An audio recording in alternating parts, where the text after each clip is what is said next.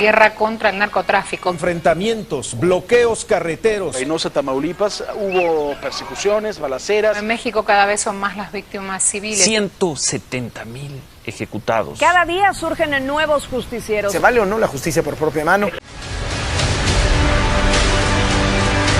Estás viendo Uno por Uno, Repercusión.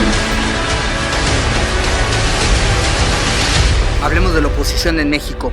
Se ha discutido mucho de la poca creatividad y la poca imaginación que tiene la oposición respecto a la presidencia de Andrés Manuel López Obrador. Agradezco la generosa hospitalidad de las venezolanas y los venezolanos y a nombre de todos los mexicanos les extiendo nuestra mayor felicitación, presidente, por el bicentenario de la independencia de Venezuela.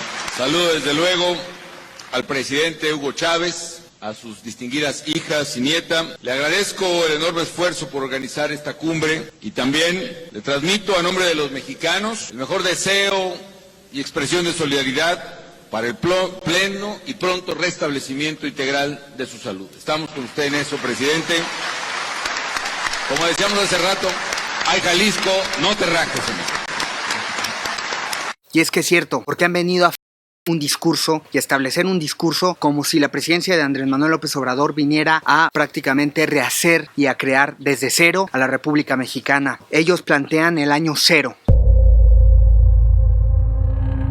Entender el desarrollo de la transformación con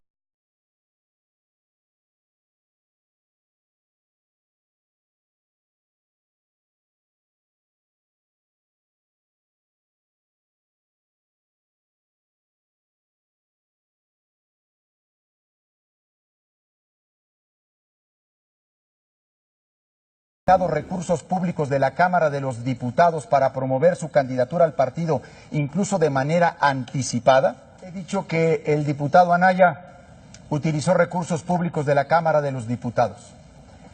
Tengo testimonios notariales.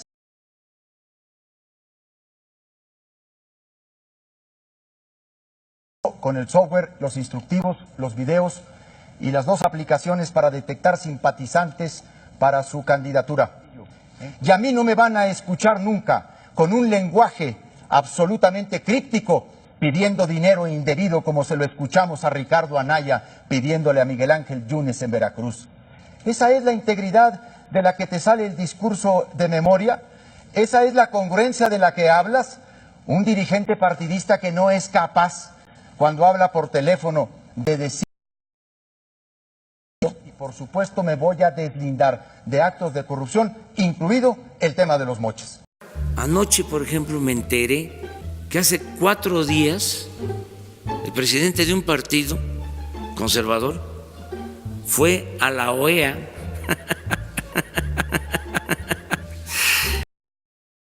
a denunciarme porque pretendo reelegirme.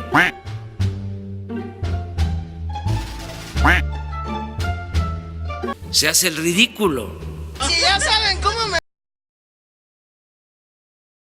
Plantean claramente que hay una consecuencia de su propio gobierno en el cual participaron y en el cual ahora desde la esfera del poder de la oposición vienen a criticar lo que ha venido haciendo el presidente Andrés Manuel López Obrador y no plantean entonces las consecuencias y las estelas y las repercusiones de lo que ellos hicieron y permitieron hacer crecer en la República Mexicana desde los tiempos de Vicente Fox, donde creció y donde tuvo un auge el narcotráfico, desde los tiempos de Felipe Calderón, donde hubo una declaración directa contra el crimen organizado que vino a afectar a la clase media. Tuvieron que cerrar sus negocios porque vivían amenazados por el crimen organizado. Esto no lo plantea la oposición en México. Tampoco plantean la depreciación en más del 50% de la moneda bajo la presidencia de Enrique Peña Nieto y cómo esto suma y suma y suma para entregarle un estado fallido, un estado quebrado al presidente Andrés Manuel López Obrador. Tiene que rehacer y recomponer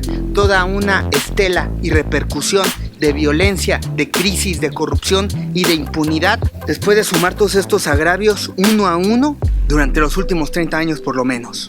El año donde comienza una nueva historia. Justamente sí hay un parteaguas donde culmina la era del bipartidismo. Es cierto, se dio fin a la era del bipartidismo, pero esto no excluye las repercusiones y los resultados y las consecuencias que provocaron esos gobiernos y que hoy tienen importantes impactos en la época actual, que tiene que asumir un Estado que se recibió quebrado, fallido. De Guanajuato y de la Ciudad de los Niños, bueno, o sea, la complicidad de la Procuraduría y el encubrimiento a la Iglesia Católica ha sido muy claro, ¿no? Samarripa Rodríguez fue nombrado procurador por el exgobernador panista Juan Manuel Oliva y su cargo ha sido defendido por el gobernador actual, Diego Sinué, quien señaló que está demostrada su capacidad, experiencia y entrega.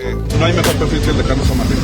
Álvar Cabeza de Vaca, secretario de Seguridad Pública, y Carlos Samarripa. Los dos ratificados como secretario de Seguridad Pública y como procurador por Diego Sinué Rodríguez en un pacto de impunidad que, como en pocos lugares del país, se ve con tanta claridad. Por los niveles de corrupción e impunidad. Hoy estamos viendo expresidentes que evadían impuestos, que no pagaban sus impuestos. Hoy estamos viendo expresidentes que no asumen las consecuencias de sus actos. A López Obrador, que está destrozando al país, que está muy ignorante de lo que es ser presidente.